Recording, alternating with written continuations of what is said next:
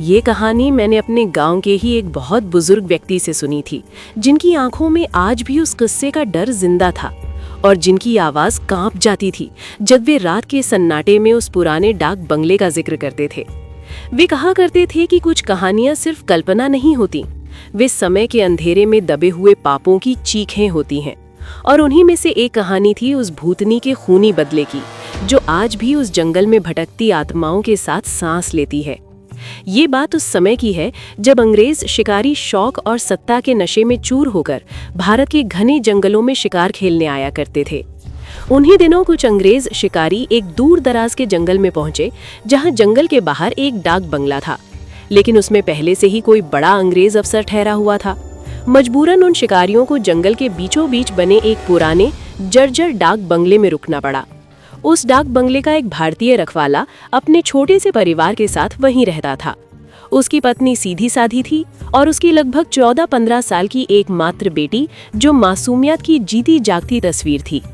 शाम को जब वे अंग्रेज शिकारी शिकार से लौटे तो शराब पीने बैठे और नशा इतना सिर चढ़ गया कि इंसानियत मर गई, जानवर जाग गए। उन्होंने पहले उस बेबस रखवाले को गोली मार दी, फिर उसकी पत्नी और नाबालिग बेटी पर टूट पड़े। उनकी चीखें जंगल निगल गया और जब हवस शांत हुई तो तीनों को गोलियों से भूनकर डाक बंगले के पीछे मिट्टी में दबा दिया गया, जैसे कोई पाप नहीं हुआ हो। कुछ दिन बाद अंग्रेजों ने कैलाश नाम का नया सेवक रख दिया और किसी को पता ही नहीं चला कि पहले वाला परिवार कहाँ गया। एक रात कैलाश गेट बंद करके सो रहा था कि अचानक उसे किसी के रोने की आवाज आई। दिल कांप गया। वो लाठी और चिराग लेकर बाहर आया तो देखा एक किशोरी दरवाजे पर बैठी सिसक रही है। उसने दया से उसे अंदर बुलाया, पानी दिया, पूछा तो वो फूट फूट कर रो पड़ी और खुद को उसी मारे गए रखवाले की बेटी बताया। उसने पूरी कहानी सुनाई और कहते कहते अचानक हवा सर्द हो गई, दिया कांपने लगा और वो लड़की पल भर में गायब होकर दीवार पर उल्टी चलती दिखाई दी। कैलाश की रूह कांप उठी, लेकिन लड़की ने कहा कि वो उसे नुकसान नहीं पहुंचाएगी। फिर उसी रात उसने दफनाई गई लाशों की जगह दिखाई।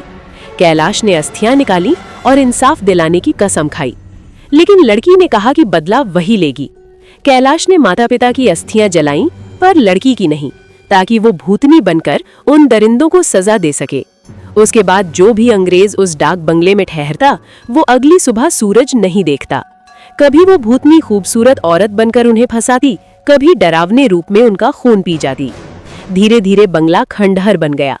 फिर वो भूतनी 2 और आदिवासी भूतों से मिली, जिन्हें अंग्रेजों ने शिकार बनाया था।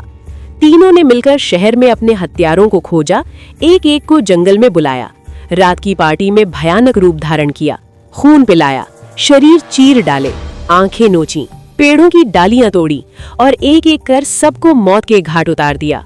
जब अंग्रेज अफसरों ने लाशें देखीं तो रूह कांप गई। ऐसा लगा जैसे इंसान नहीं, किसी नरक की शक्ति ने मारा हो। अंत में कैलाश ने चोरी छिपे उस भूतनी का भी अंतिम संस्कार करवाया, ताकि उसकी आत्मा को शांति मिले। लेकिन गांव वाले कहते हैं कि आज भी उस जंगल में रात के समय किसी के रोने की आवाज आती है, और जो पाप करता है वो चाहे कितना ताकतवर क्यों ना हो, उसका हिसाब कहीं न कहीं जरूर होता है, क्योंकि अन्याय की आत्मा कभी नहीं मरती, वो बदला बनकर लौटती है।